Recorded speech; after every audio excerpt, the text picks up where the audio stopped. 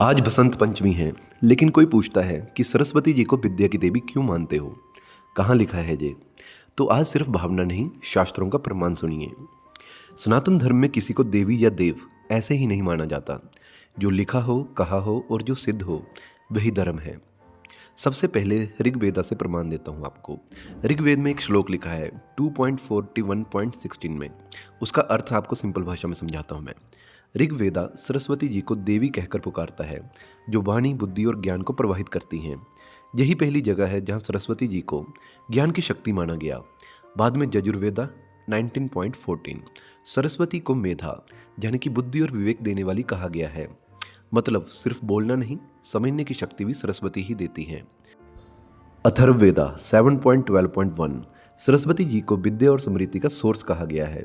यहीं से विद्या की देवी का कंसेप्ट स्पष्ट होता है।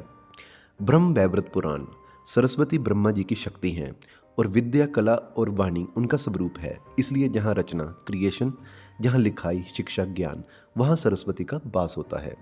सरस्वती जी के रूप का अर्थ समझाता हूँ अब। बीना सुर प्लस ज्ञान का बैलेंस, पुस्तक, शास्त्र और विद्या, हंस विवेक यानी कि सही गलत का भेद, और सफ़ेद वस्त्र शुद्ध ज्ञान। ये सब रैंडम नहीं, शास्त्रीय संकेत हैं। बसंत पंचमी प्रकृति का जागना और बुद्धि का जागना है। इस दिन विद्या का आरंभ होता है, वचनों का अक्षर अभ्यास होता है, ज्ञान को देवी के रूप में पूजा जाता है। हम सरस्वती जी को इसलिए नहीं मानते क्योंकि लोग मानते हैं। हम इसलिए मानते हैं क्योंकि वेद और पुराण बोलते हैं, और जहाँ शास्त्र बोलते हैं वहीं सनातन धर्म खड़ा होता है। विद्या सिर्फ डिग्री नहीं होती, विद्या वो होती है जो विनम्र बनाए, और जहाँ विनम्रता हो वहाँ सरस्वती जी का वास होता है।